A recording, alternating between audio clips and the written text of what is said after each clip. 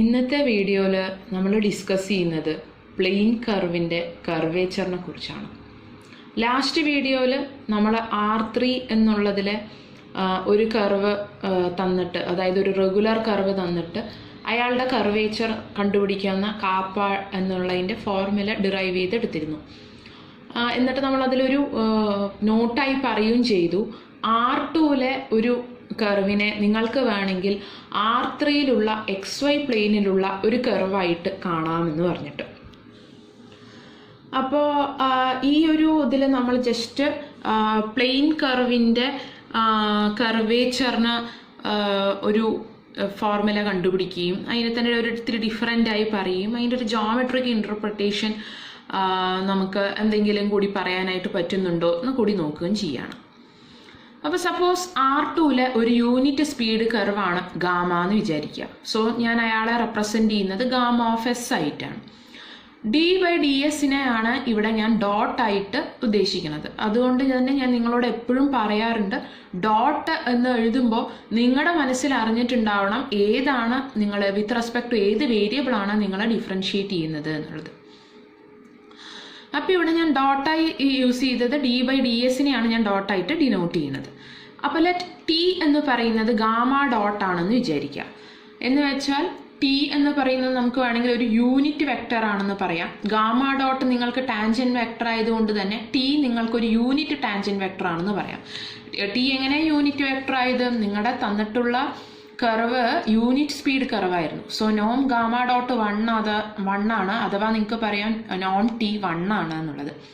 ആ ഒരു idea use ചെയ്തിട്ടാണ് ടി ഒരു യൂണിറ്റ് ടാൻജന്റ് വെക്ടർ ആണെന്ന് പറഞ്ഞത്. സപ്പോസ് ഇതാണ് നമ്മുടെ ഗാമ എന്ന് വിചാരിക്കുക. അതിലത്തെ ടാൻജന്റ് വെക്ടർ ആണ് ഇവിടെ മാർക്ക് ചെയ്തിരിക്കുന്ന ടി. അപ്പോൾ ഈ ടിക്ക് കറസ്പോണ്ടിങ് ആയി നിങ്ങൾക്ക് രണ്ട് നോർമൽ വെക്ടേഴ്സ് കൺസിഡർ ചെയ്യാനായിട്ട് പറ്റും. രണ്ട് പെർപെൻഡിക്കുലർ വെക്ടേഴ്സ്, ഒന്ന് ഈ ഡയറക്ഷനിലും ഒന്ന് ഓപ്പോസിറ്റ് ആയിട്ടുള്ള ഈ ഡയറക്ഷനിലും, അല്ലേ?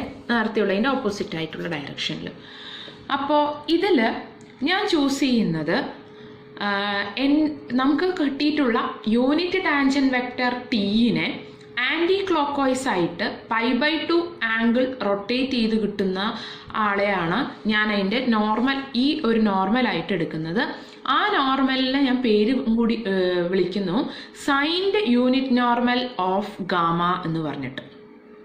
ഓക്കെ, അപ്പോൾ യൂണിറ്റ് ടാൻജന്റ് വെക്ടറിന് ആൻറ്റി ക്ലോക്ക് വൈസ് π/2 റൊട്ടേറ്റ് ചെയ്ത് കിട്ടുന്ന വെക്ടറിനെയാണ് നിങ്ങൾ signed unit normal of gamma എന്ന് പറയുന്നത്. ഓക്കെ, അയാളെ ഡിനോട്ട് ചെയ്യണത് NS എന്നുള്ള ഇതിലാണ്. അപ്പം നമുക്കറിയാം നമ്മുടെ ഗാമ ഓഫ് S ഒരു യൂണിറ്റ് സ്പീഡ് കർവ് ആയതുകൊണ്ട് തന്നെ gamma double dot that is equal to T dot എന്ന് പറയാം. കാരണം ഗാമ ഡോട്ട് ആണ് T, so gamma double dot is T dot എന്ന് പറഞ്ഞ വെക്ടർ നിങ്ങൾ കൺസിഡർ ചെയ്താൽ ഗാമ ഡോട്ടും ഗാമ ഡബിൾ ഡോട്ടും പരസ്പരം പെർപെൻഡിക്കുലർ ആണ് എന്നുള്ള കാര്യം നമ്മൾ പ്രൂവ് ചെയ്തിട്ടുണ്ട്. അപ്പോൾ ഗാമ ഡോട്ടും ഗാമ ഡബിൾ ഡോട്ടും പെർപെൻഡിക്കുലർ ആണ്, അഥവാ ടിയും ഗാമ ഡബിൾ ഡോട്ടും പെർപെൻഡിക്കുലർ ആണെന്ന് പറഞ്ഞാൽ ഇവിടെ നമ്മൾ ടിക്ക് പെർപെൻഡിക്കുലർ ആയ അനദർ വെക്ടറിനെ കണ്ടു, that is your NS or your signed unit normal vector. So രണ്ട് വെക്ടേഴ്സ് നിങ്ങളുടെ ടിക്ക് പെർപെൻഡിക്കുലർ ആണ്. ആരൊക്കെയാണ്? NSഉം ഗാമ ഡബിൾ ഡോട്ടും. സോ ഗാമ ഡബിൾ ഡോട്ടും NSഉം തമ്മിലുള്ള റിലേഷൻ എന്തായിരിക്കും? അവർ ഒരാളുടെ പരസ്പരം പാരലൽ ആയിരിക്കും, ഇല്ലെങ്കിൽ നിങ്ങൾക്ക് ഒരു വെക്ടർ അടുത്ത വെക്ടറുടെ സ്കേലാർ മൾട്ടിപ്പിൾ ആണെന്ന് പറയാം. So you can write gamma double dot equal to kappa S NS എന്ന് എഴുതാം, where kappa S is the scalar. Okay, അങ്ങനെ എഴുതുന്ന ആ സ്കേലാറായ കാപ്പ എസിനെ നമ്മൾ സൈൻഡ് കർവേച്ചർ ഓഫ് ഗാമ എന്ന് പറയും. അതൊരു സ്കേലാർ ആയതുകൊണ്ട് തന്നെ, ഒരു സ്കേലാർ മൾട്ടിപ്പിൾ എന്നുള്ള രീതിയിൽ വന്നതുകൊണ്ട് തന്നെ ആ കാപ്പ എസിൻ്റെ വാല്യൂ പോസിറ്റീവ് ആവാം, നെഗറ്റീവ് ആവാം, അല്ലെങ്കിൽ 0 ആവാം. ഇനി നമ്മൾ ലാസ്റ്റ് സെക്ഷനിൽ നമ്മൾ ഡിഫൈൻ ചെയ്തത് കർവേച്ചർ കാപ്പ എന്ന് പറയുന്നത് ഒരു യൂണിറ്റ് സ്പീഡ് വെക്ടറുടെ എന്തായിരുന്നു? കാപ്പ ഈക്വൽ ടു നോം of gamma double dot. So that is equal to നോം ഓഫ് കാപ്പ എസ് NS ആയിട്ട് വരും. കാരണം നമ്മുടെ gamma double dot is kappa S NS. That is equal to modulus of kappa S into നോം NS. What is നോം NS? NS it is the unit normal vector ആണ് അല്ലേ. അതായത് നിങ്ങളുടെ യൂണിറ്റ് ടാൻജന്റ് വെക്ടറിനെ ആന്റി ക്ലോക്ക് വൈസ് ആയിട്ട് π/2 rotate ചെയ്ത് കിട്ടിയ വെക്ടറാണ്. എന്ന് വെച്ചാൽ ലെങ്ത്തിന് അവിടെ വ്യത്യാസങ്ങളൊന്നും തന്നെയില്ല. വിച്ച് മീൻസ് നോം NS ഈസ് 1.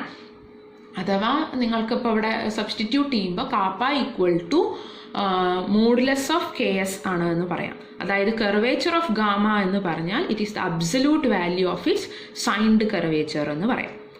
ഇനി ഈ സൈൻഡ് കർവേച്ചർ നേരത്തെ ഞാൻ സൂചിപ്പിച്ചതുപോലെ തന്നെ പോസിറ്റീവ് ആവാം, നെഗറ്റീവ് ആവാം എന്നുള്ളതൊക്കെ പറഞ്ഞു, 0 ആവാം എന്നൊക്കെ പറഞ്ഞു. അപ്പോൾ ഈ താഴെ നിങ്ങൾക്കൊരു 4 ഡയഗ്രാം കൊടുത്തിട്ടുണ്ട്.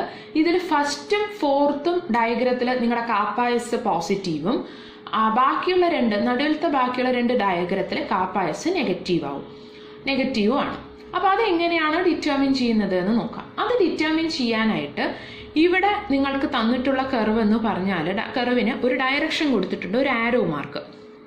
ഈ ആരോ മാർക്ക് ഇൻഡിക്കേറ്റ് ചെയ്യുന്നത് ഡയറക്ഷൻ ഓഫ് ഇൻക്രീസിങ് എസ് ആണ്. ഓക്കെ, അപ്പോൾ നിങ്ങൾക്ക് ആ ഒരു കർവ് കിട്ടിക്കഴിഞ്ഞാൽ ഏതെങ്കിലും ഒരു പോയിന്റിൽ ടാൻജന്റ് വെക്ടറിനെ നിങ്ങൾ വരയ്ക്കാം. അപ്പോൾ ആ പോയിന്റിലെ ടാൻജന്റ് വെക്ടർ ഇത് അവിടെ ഒരു വരച്ചിട്ടുണ്ട്. ആ ടാൻജന്റ് വെക്ടറിൽ നിന്ന് തന്നെ നിങ്ങളുടെ സൈൻഡ് യൂണിറ്റ് നോർമൽ വെക്ടർ കണ്ടെത്തുക. സൈൻഡ് യൂണിറ്റ് നോർമൽ കണ്ടെത്താൻ ബുദ്ധിമുട്ടൊന്നുമില്ല. ഈ വെക്ടറിനെ നിങ്ങൾ എന്ത് ചെയ്യണം, π/2 ആൻറ്റി ക്ലോക്ക് വൈസ് ഡയറക്ഷനിൽ റൊട്ടേറ്റ് ചെയ്യണം. സോ ഇങ്ങനെ നിൽക്കുമ്പോൾ ഇതാണ് എൻ്റെ ആൻറ്റി ക്ലോക്ക് വൈസ് ഡയറക്ഷൻ, ഇങ്ങോട്ടേക്ക് വരും. അങ്ങനെ നിങ്ങൾ വരച്ചു കഴിഞ്ഞാൽ നിങ്ങൾക്ക് എളുപ്പം ഒരു കാര്യം ഓർത്താൽ മതി. നിങ്ങൾ ഈ വരച്ച ടാൻജന്റിനും നോർമലിനും ഇടയിലാണ് നിങ്ങളുടെ കർവ് കിടക്കുന്നതെങ്കിൽ കാപ്പ എസ് അവിടെ പോസിറ്റീവാണ്. ഓക്കെ, ഇനി അങ്ങനെ അല്ല കിടക്കുന്നതെങ്കിൽ ഇപ്പം നിങ്ങളുടെ സെക്കൻഡ് ഫിഗർ നോക്കിയാൽ ഈ ഡയറക്ഷനാണ് നമ്മുടെ ഇൻക്രീസിങ് എസ്. സോ ഈ രീതിക്കാണ് ടാൻജന്റ് വരിക. അപ്പോൾ ഇങ്ങനെയുള്ള ഒരു ടാൻജന്റിൻ്റെ ആൻറ്റി ക്ലോക്ക് വൈസ് എന്ന് പറയുമ്പോൾ ഇങ്ങോട്ടാണ് വരേണ്ടത്. അപ്പോൾ നോക്കൂ, ടാൻജന്റിനും നോർമലിനും ഇടയിൽ കർവുണ്ടോ? ഇല്ല. സോ കാപ്പ എസ് അവിടെ നെഗറ്റീവ് ആയിരിക്കും. അപ്പോൾ സിമിലർ കേസ് നമുക്ക് ഇവിടെ നോക്കാം. ഇനി അങ്ങനെ അല്ലെങ്കിൽ നിങ്ങൾ ജസ്റ്റ് നിങ്ങളുടെ കൈ ഈ കർവിൻ്റെ ഷേപ്പ് എന്താണോ ആ രീതിയിലൊന്ന് പിടിച്ചു നോക്കുക.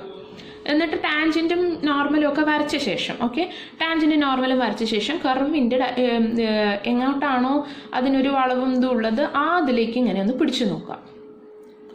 ഇനി ആ പിടിച്ചിരിക്കുന്ന ആ വളവുള്ള ഭാഗത്തേക്കാണ് നിങ്ങളുടെ നോർമൽ പോകുന്നത് എന്ന് വിചാരിക്കുക. എങ്കിൽ നിങ്ങളുടെ കാപ്പ എസ് പോസിറ്റീവ് അല്ലെങ്കിൽ നെഗറ്റീവ്. ഇപ്പം ഇതിൽ നോക്കുകയാണെങ്കിൽ ഇപ്പം ഞാൻ ഫസ്റ്റ് പിടിച്ച കർവിൽ അകത്തേക്കാണ് വരുന്നത്. സോ ഇവിടെ കാപ്പ എസ് പോസിറ്റീവാണ്.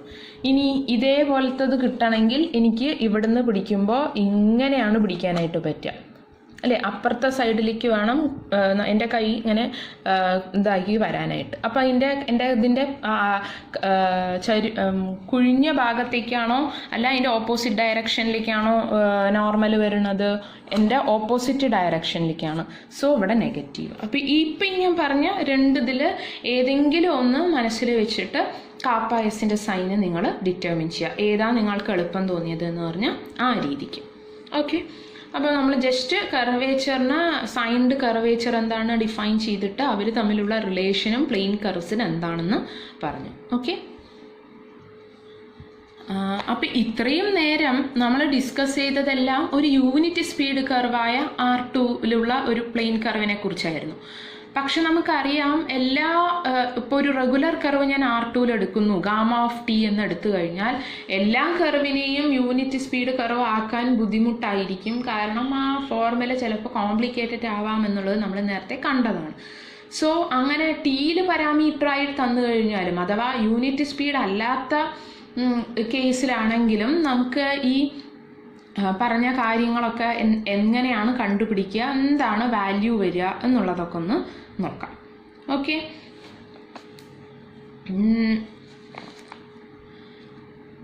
ഓക്കെ, അപ്പം നമുക്കറിയാം ഗാമ ഓഫ് ടി ഒരു റെഗുലർ കർവാണെങ്കിൽ അതിന് യൂണിറ്റ് സ്പീഡ് പാരാമീറ്ററൈസേഷൻ പോസിബിൾ ആണ്. അങ്ങനെയുള്ള യൂണിറ്റ് സ്പീഡ് പാരാമീറ്ററൈസേഷനാണ് ഗാമ ടിൽഡ ഓഫ് എസ് എന്ന് വിചാരിച്ചു കഴിഞ്ഞാൽ ഈ ഗാമ ടിൽഡയുടെ എല്ലാ കാര്യങ്ങളും ഗാമ ടിക്കും ഹോൾഡ് ചെയ്യും. അതായത് ഈ കർവേച്ചറും കാര്യങ്ങളും ഒക്കെ അത് നമ്മൾ നേരത്തെ പ്രൂവ് ചെയ്തിട്ടുള്ള കാര്യമാണ്. അപ്പോൾ ആ ഐഡിയ യൂസ് ചെയ്തിട്ട് നമ്മൾ ആദ്യം നമ്മുടെ യൂണിറ്റ് ടാൻജന്റ് വെക്ടർ എങ്ങനെ വരുമെന്ന് നോക്കാം. അപ്പോൾ യൂണിറ്റ് ടാൻജന്റ് വെക്ടർ വരിക, നിങ്ങൾ അവിടെ എന്ത് റൂൾ യൂസ് ചെയ്യേണ്ടി വരും? ചെയിൻ റൂൾ യൂസ് ചെയ്യേണ്ടി വരും. കാരണം നിങ്ങൾക്കറിയാം D gamma by D T ആണെങ്കിൽ it is D gamma by D S into D S by D T. ഇതിൽ ഡി ഗാമ ബൈ ഡി എസിനെയാണ് നിങ്ങൾ നിങ്ങളുടെ യൂണിറ്റ് ടാൻജന്റ് വെക്ടർ ടി ആയിട്ട് എടുത്തിരിക്കുന്നത്. അപ്പോൾ കൺഫ്യൂഷൻ വരരുത്.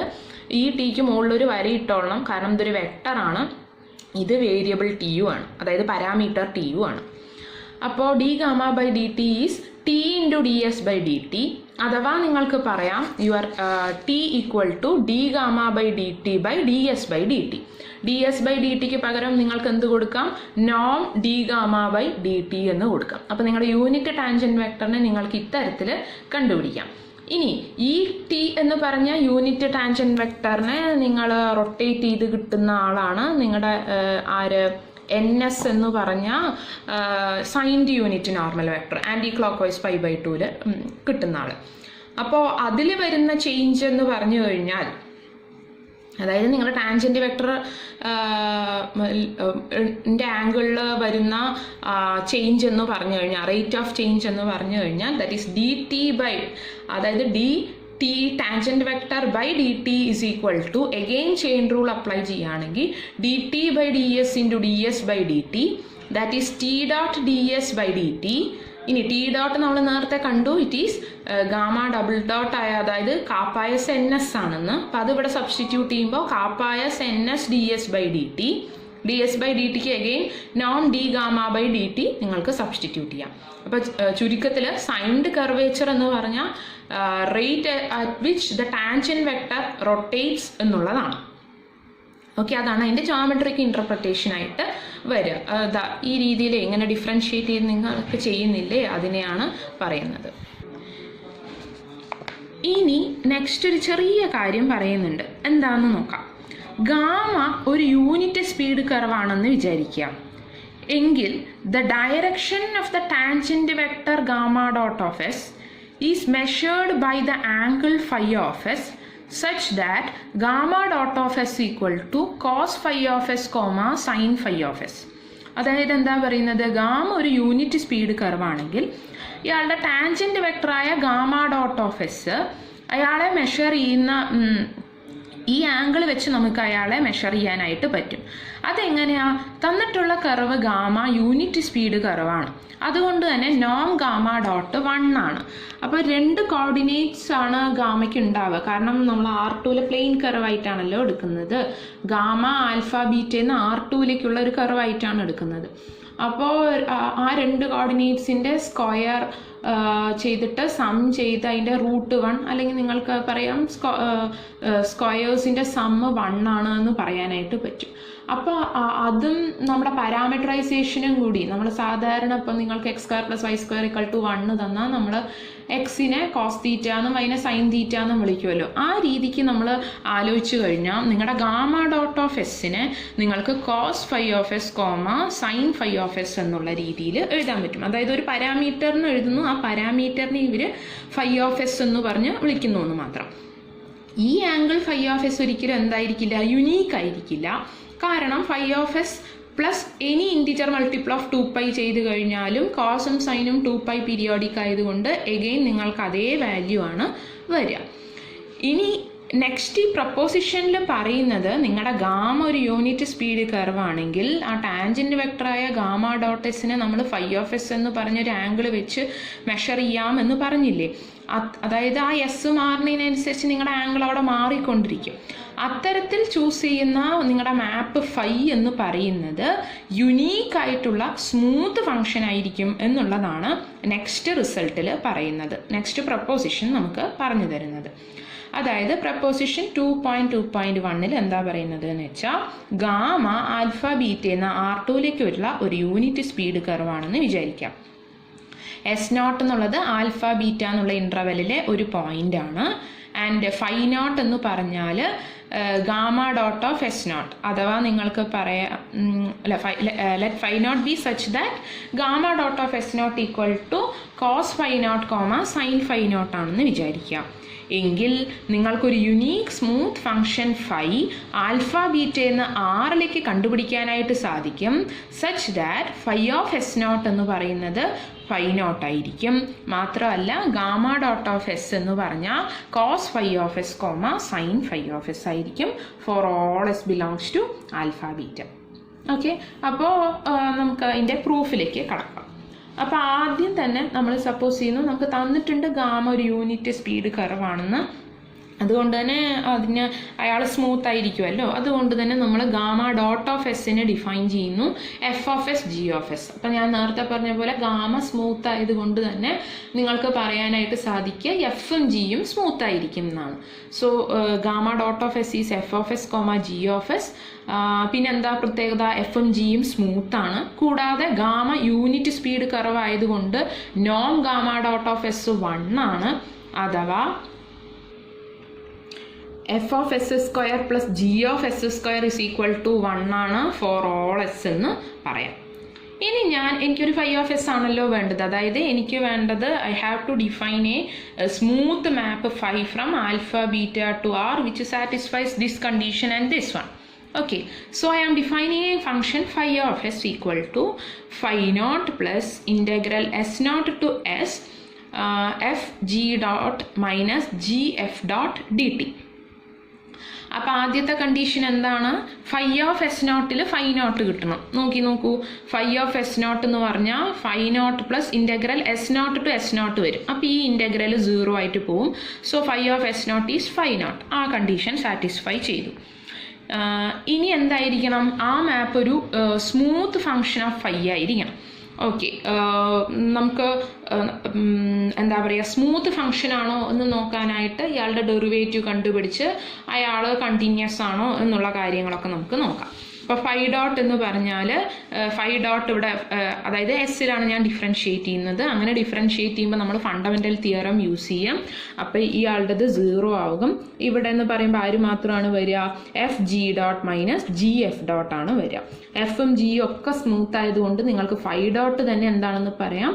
സ്മൂത്ത് ആണെന്ന് പറയാം. അല്ലെങ്കിൽ നിങ്ങളുടെ ഫൈ എന്ന് പറയുന്ന ആൾ സ്മൂത്ത് ആണ് എന്ന് പറയാം. ഓക്കെ, അപ്പോൾ നിങ്ങൾക്കൊരു സ്മൂത്ത് ഫങ്ഷൻ ഫൈ കിട്ടി.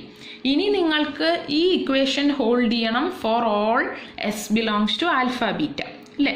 അപ്പോൾ ആ ഇക്വേഷൻ ഹോൾഡ് ചെയ്യണമെങ്കിൽ നിങ്ങൾ ഇവിടെ നിങ്ങളുടെ എഫ് ഓഫ് എസിനെയും ജി ഓഫ് എസിനെയും ഡിറ്റർമിൻ ചെയ്യണം. അപ്പോൾ അത് ഡിറ്റർമിൻ ചെയ്യാനായിട്ട് ഞാൻ പുതിയ ഒരു ഫങ്ഷനെ വിളിക്കുന്നുണ്ട്. Capital F is equal to f cos phi plus g sin phi and capital G equal to f sin phi minus g cos phi എന്ന് പറഞ്ഞിട്ട്. അപ്പോൾ എഫ് ഡോട്ട് എന്താ വരിക? അതായത് എസ്സിൽ അവിടെ ഡിഫറൻഷിയേറ്റ് ചെയ്യണത്. ഇവിടെ ഇവരെല്ലാവരും എഫ് എസിൻ്റെ ഫംഗ്ഷനാണ്. കോസ് ഫൈ ഓഫ് എസ് എന്നുള്ളതാണ്. അപ്പോൾ ഇവിടെ പ്രോഡക്റ്റ് റൂള്, അതുപോലെ ഇതിലും പ്രോഡക്റ്റ് റൂള് അപ്ലൈ ചെയ്യണം.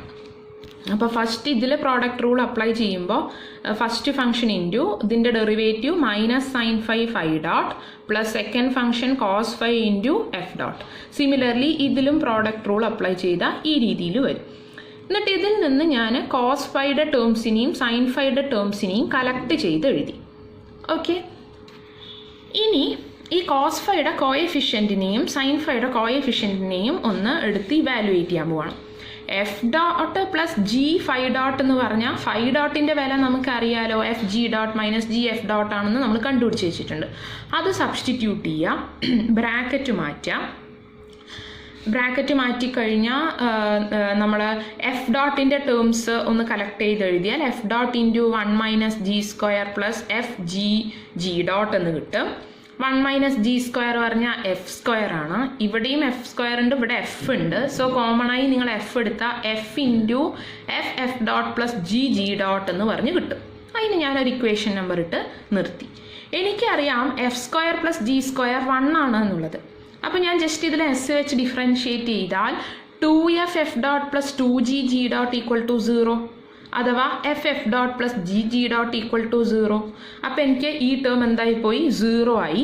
അപ്പോൾ എനിക്ക് എന്ത് കിട്ടും? F dot plus G phi dot equal to 0 ആണ് എന്നുള്ളത് കിട്ടും. സിമിലർ പാറ്റേണിൽ നിങ്ങൾ കണ്ടിന്യൂ ചെയ്ത് കഴിഞ്ഞാൽ G dot minus F five dot എന്ന് പറഞ്ഞാലും 0 കിട്ടും. ഇതിനെ സബ്സ്റ്റിറ്റ്യൂട്ട് ചെയ്ത് കളക്ട് ചെയ്യേണ്ടത് ടേംസ് എല്ലാം കൂടി കളക്ട് ചെയ്ത് എഴുതി നേരത്തെ ചെയ്ത അതേ സ്റ്റെപ്സ് ചെയ്ത് കഴിഞ്ഞാൽ ഈ ആളും നിങ്ങൾക്ക് എന്താണെന്ന് കിട്ടും, 0 ആണെന്ന് കിട്ടും. ചുരുക്കത്തിൽ പറഞ്ഞാൽ ഇതും 0 ഇതും 0, അഥവാ നിങ്ങളുടെ എഫ് ഡോട്ട് എന്താണെന്ന് പറയാം, 0 ആണ് എന്ന് പറയാം. ഇതേപോലെ നിങ്ങൾ ആ ജി ഡോട്ടിൻ്റെ കാര്യങ്ങൾ ചെയ്ത് കഴിഞ്ഞാൽ ജി ഡോട്ടിലും ഇതേപോലെ എന്താ പറയുക പ്രോഡക്റ്റ് റൂൾ യൂസ് ചെയ്ത് ഡിഫറൻഷിയേറ്റ് ചെയ്ത് അതിലെ ടേംസ് ഇങ്ങനെ കളക്ട് ചെയ്ത് എഴുതി കഴിഞ്ഞാൽ ജി ഡോട്ടും നിങ്ങൾക്ക് 0 ആണ് എന്ന് കിട്ടും, അഥവാ ജിയും കോൺസ്റ്റൻ്റ് ആണ് എന്ന് കിട്ടും. അപ്പം നിങ്ങൾക്ക് എഫും ജിയും കോൺസ്റ്റൻ്റ് ആണ് എന്ന് കിട്ടി.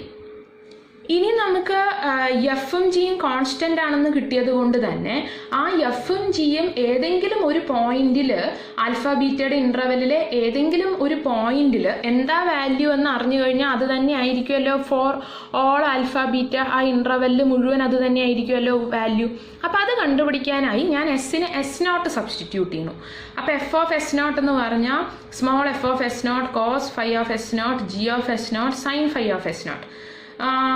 Phi of S nought that is equal to phi of S nought phi nought ആണ്, ആ വാല്യൂ ഇങ്ങോട്ട് ഇട്ട് കൊടുത്താൽ f of S nought cos phi not plus G of S nought sine phi nought എന്ന് കിട്ടും. ഇനി നമുക്കിവിടെ അറിയാം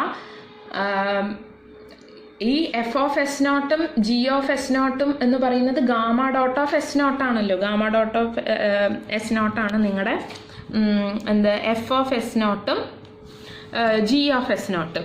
അപ്പോൾ gamma of S nought cos phi nought sine phi nought ആണെന്ന് അറിയാം. അപ്പോൾ ആ വാല്യൂ ഇട്ട് കൊടുത്ത് f of S nought cos phi നോട്ടാണ്, g of S nought sine phi നോട്ടാണ്. അതിവിടെ ഇട്ട് കൊടുത്താൽ നിങ്ങൾക്ക് എഫ് ഓഫ് എസ് നോട്ടിൻ്റെ വാല്യൂ 1 ആണെന്ന് കിട്ടും. അഥവാ നിങ്ങൾക്ക് എന്ത് പറയാം, എഫ് കോൺസ്റ്റൻ്റ് ആയതുകൊണ്ട് ക്യാപിറ്റൽ എഫിൻ്റെ വാല്യൂ 1 ആണ്. സിമിലർലി നിങ്ങൾ G of S naught evaluate ചെയ്താൽ അതിൻ്റെ വാല്യൂ 0 ആണ്, അഥവാ നിങ്ങൾക്ക് പറയാം ജി ഓഫ് എസ് 0 ആണ് ഫോർ ഓൾ എസ് എന്നുള്ളത്. അപ്പം നിങ്ങൾക്ക് നിങ്ങളുടെ എഫിനും ജിനും കിട്ടിയ ആ വാല്യൂസ് നമ്മൾ എടുത്തു കൊടുത്തു. ക്യാപിറ്റൽ എഫ് എന്ന് പറഞ്ഞാൽ എഫ് കോസ് ഫൈ അങ്ങനെയാണല്ലോ ഡിഫൈൻ ചെയ്തത്. അപ്പം നമുക്ക് 2 ഇക്വേഷൻ കിട്ടി. ഈ 2 ഇക്വേഷനിൽ നിന്ന് നമുക്ക് 2 അൺനോൺസ് ആയ എഫും ജിയും സോൾവ് ചെയ്തെടുക്കാം, സാധാരണ നമ്മൾ ഇക്വേഷൻ സോൾവ് ചെയ്യുന്നത് പോലെ. അങ്ങനെ സോൾവ് ചെയ്തെടുത്തു കഴിഞ്ഞാൽ നമുക്ക് എസ് കോസ് ഫൈ ആണെന്നും ജി സൈൻ ഫൈ ആണെന്നും കിട്ടും. അഥവാ നിങ്ങൾക്ക് പറയാൻ പറ്റുക ഗാമ ഡോട്ട് ഓഫ് എസ് എന്ന് പറഞ്ഞാൽ cos phi of S comma sine phi of S ആണെന്ന് പറയാനായിട്ട് പറ്റും. അപ്പോൾ നിങ്ങളുടെ എല്ലാ കാര്യങ്ങളും ശരിയായില്ലേ? നിങ്ങളുടെ ഫൈക്ക് വേണ്ട മാപ്പ് സ്മൂത്ത് ആവണം, അതായിട്ടുണ്ടായിരുന്നു. Phi of S nought phi നോട്ടായി, പിന്നെ ഈ പോയിന്റിൽ ഇതാണ് വാല്യൂ, പിന്നെ അല്ലാത്തപ്പോഴെല്ലാം ഇതാണ് വാല്യൂ. ഓക്കെ, അപ്പോൾ എല്ലാ കണ്ടീഷൻസും സാറ്റിസ്ഫൈ ചെയ്ത് നിങ്ങൾക്ക് 5 കിട്ടി. ഇനി അത് എന്താണെന്ന് കാണിക്കണം, യുണീക്ക് ആണെന്ന് കാണിക്കണം. അപ്പോൾ നമ്മൾ എന്തെടുക്കും, യുണീക്ക് ആണെന്ന് കാണിക്കാൻ വേറെ ഒരു ഫംഗ്ഷൻ എടുത്തിട്ട് വേറെ ഒരു ഫംഗ്ഷൻ നമ്മൾ അസ്യൂം ചെയ്യാണ്. സൈ എന്ന് പറയുന്നത് അടുത്തൊരു ഫംഗ്ഷനാണ്. അപ്പോൾ അതിൻ്റെ പ്രത്യേകത എന്തായിരിക്കും, അതൊരു smooth function from alpha beta to R ആയിരിക്കണം. Psi of S nought phi nought ആയിരിക്കണം. ആ ഫൈ നോട്ടാണ്, അതാണ് ഈ സൈ നോട്ട് എന്ന് എഴുതരുത്, അതൊരു വാല്യൂ ആണ്. അപ്പോൾ psi of S nought phi നോട്ടാണ്.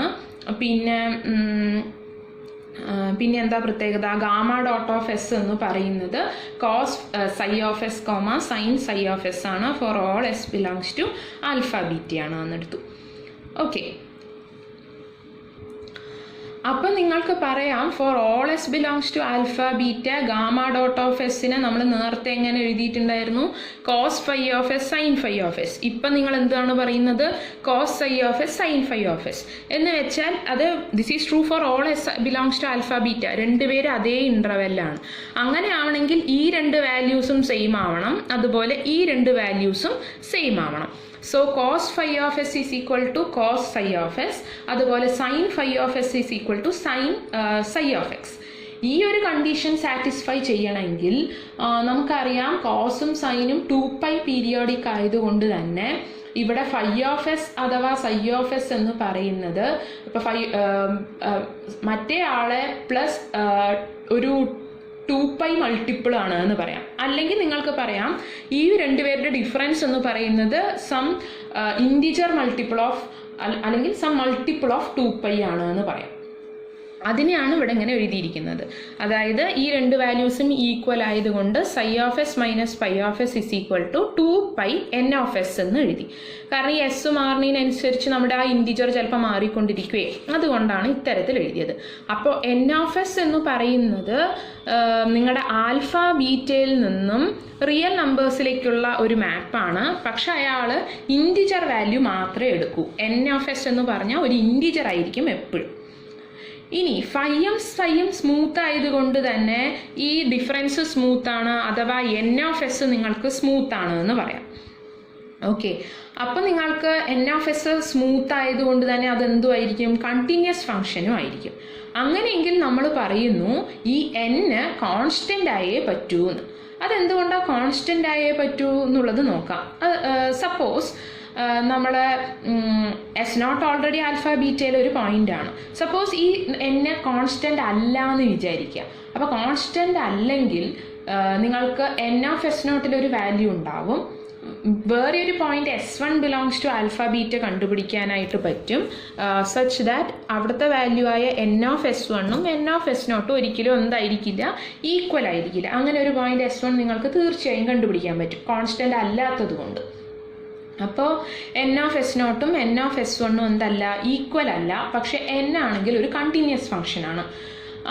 ഇവിടെ നിന്ന് ആൽഫ ബീറ്റ എന്നുള്ള ഇൻട്രവലിൽ നിന്ന്. അപ്പോൾ ഒരു ക്ലോസ്ഡ് ഇൻട്രവലിൽ നിന്നുള്ളൊരു കണ്ടിന്യൂസ് ഫംഗ്ഷനാണ്. അപ്പോൾ നമുക്ക് നമ്മുടെ ഇൻ്റർമീഡിയറ്റ് വാല്യൂ തിയറം അപ്ലൈ ചെയ്യാം. അപ്പോൾ ഇൻ്റർമീഡിയറ്റ് വാല്യൂ തിയറം അപ്ലൈ ചെയ്യുമ്പോൾ നമുക്ക് എന്താണ് കിട്ടുക എന്ന് വെച്ചാൽ n of s0 n of s1 ഇടയിലുള്ള എല്ലാ വാല്യൂസും അസ്യൂം ചെയ്യും. n of s എന്ന് പറയുന്ന function n of s0 n of s1 ഇടയിലുള്ള എല്ലാ വാല്യൂസും അസ്യൂം ചെയ്യും. അപ്പോൾ ഈ n of s0 n of s1 ഇടയിലുള്ള എല്ലാ വാല്യൂസും എന്ന് പറയുമ്പോൾ തന്നെ നിങ്ങൾക്ക് മനസ്സിലാവുക അവിടെ ഉള്ള എല്ലാ ഇൻറ്റിജർ വാല്യൂസും. സപ്പോസ് n of s0 10 ആണ്, n of s1 എന്നുള്ളത് 30 ആണെന്ന് വിചാരിച്ചാൽ 10നും 30ക്കും ഇടയിലുള്ള എല്ലാ വാല്യൂസും n of s എടുക്കും എന്നുള്ളതാണ്. പക്ഷെ അങ്ങനെ എല്ലാ വാല്യൂസും n of s എടുക്കുമോ? ഇല്ല. കാരണം നമ്മൾ പറഞ്ഞു n of s എങ്ങനെയുള്ള വാല്യൂസേ എടുക്കുള്ളൂ? ഇവിടെ നിന്ന് ഇൻറ്റിജർ വാല്യൂസേ എടുക്കുള്ളൂ. അപ്പോൾ ഈ 10നും 30നും ഇടയ്ക്കുള്ള എല്ലാ വാല്യൂസും ഒരിക്കലും ആർക്കും എടുക്കാൻ പറ്റില്ല? n of s എടുക്കാനായിട്ട് പറ്റില്ല. അപ്പോൾ അത് എന്താ പറയുക, കോൺട്രഡിക്ഷൻ ആവുമല്ലോ. നമ്മുടെ എന്താ പറയുക, n of s real values എല്ലാം തന്നെ എടുക്കും എന്നുള്ളത് കോൺട്രഡിക്ഷൻ ആവും. കാരണം n of s എന്ത് വാല്യൂസേ എടുക്കുള്ളൂ? ഇൻറ്റിജർ വാല്യൂസേ എടുക്കുള്ളൂ. അപ്പോൾ എന്താ നമ്മുടെ അസംഷനിൽ തെറ്റിയത്? n നമ്മൾ എടുത്തത് കോൺസ്റ്റൻ്റ് അല്ല, അല്ലെങ്കിൽ n ഒരു എസ്സിനെ ഡിപ്പെൻഡ് ചെയ്യണ ഫംഗ്ഷൻ ആണെന്നാണ് എടുത്തത്. പക്ഷെ അങ്ങനെയല്ല, n ഒരു ഇൻഡിപെൻഡൻ്റ് ആയിട്ടുള്ള എസ്സിനെ ഡിപ്പെൻഡ് ചെയ്യാത്ത ഒരു ഫംഗ്ഷനാണ്. ഓക്കെ, അപ്പോഴാണ് ഡിപ്പെൻഡ് ചെയ്യാത്ത ഫംഗ്ഷൻ ആകുമ്പോഴാണ് നിങ്ങൾക്ക് ഡിപ്പെൻഡ് ചെയ്യുന്ന ഫംഗ്ഷൻ ആണെങ്കിൽ ഓരോ പോയിന്റിലും നിങ്ങൾക്ക് ഓരോ വാല്യൂസ് വരണം. പക്ഷെ ഇവിടെ അങ്ങനെ വരില്ല. ഇനി നമുക്കറിയാം, ഇനി നമുക്ക് ഇതൊരു കോൺസ്റ്റൻ്റ് ആണെന്ന് കിട്ടി. നേരത്തെ പറഞ്ഞ പോലെ തന്നെ ഒരു പോയിന്റിൽ ഇയാളുടെ വാല്യൂ എന്താണെന്ന് കിട്ടിയാൽ ഫുൾ ആ വാല്യൂ ആണെന്ന് പറയാം. അതിനുവേണ്ടി s0 എന്നുള്ള പോയിന്റിനെ ഇട്ട് കൊടുത്തു. അപ്പോൾ psi of s0 minus phi of s0 ആരാണ്? phi0 ആണ് എന്ന് നമുക്കറിയാം. സോ phi0 ആണ്. അതുകൊണ്ട് തന്നെ phi0 മൈനസ് phi0 എന്താണെന്ന് കിട്ടും? 0 ആണെന്ന് കിട്ടും. അഥവാ നിങ്ങൾക്ക് n of s0 0 ആണെന്ന് കിട്ടും. ഇനി n കോൺസ്റ്റൻ്റ് ആയതുകൊണ്ട് n of s equal to 0 ആണെന്ന് പറയാം. For all s belongs to alpha beta. n of s 0 ആയാൽ എന്താ അർത്ഥം? psi of s minus phi of s equal to 0 for all s belongs to alpha beta. അഥവാ psi of s is equal to phi of s for all s belongs to alpha beta എന്ന് കിട്ടും. Okay, അപ്പം നമ്മൾ ആ യുണീക്നെസ്സും prove ചെയ്തു. ഇനി ഇങ്ങനെ define ചെയ്ത ഫംഗ്ഷൻ ഫൈനെ നമ്മൾ പറയുക turning angle of gamma determine by the condition psi of s0 equal to phi0 എന്നുള്ളതാണ്. ഓക്കെ, അടുത്തൊരു ഡെഫിനിഷനായിട്ട് പറഞ്ഞിട്ടുണ്ട്. ഈ ഡിഫൈൻ ചെയ്ത സ്മൂത്ത് ഫംഗ്ഷൻ ഫൈനെ നമ്മൾ turning angle of gamma determine by the condition phi of s0 equal to phi0. കാരണം നമ്മൾ പറഞ്ഞല്ലോ, നമ്മുടെ tangent vector gamma dot of എസിൻ്റെ ഡയറക്ഷൻ ചേഞ്ച് ചെയ്യുന്ന ആ ആംഗിളിനെ മെഷർ ചെയ്യുന്ന സ്മൂത്ത് ഫംഗ്ഷനാണ് ആര്? phi of s എന്നുള്ളതാണ്. അതുകൊണ്ടാണ് ടേണിംഗ് ആംഗിൾ എന്ന് പറഞ്ഞ് വന്നത്. ഓക്കെ, ഇത്രയാണ് ഈ വീഡിയോയിൽ പറയാനായിട്ടുള്ളത്. Thank you.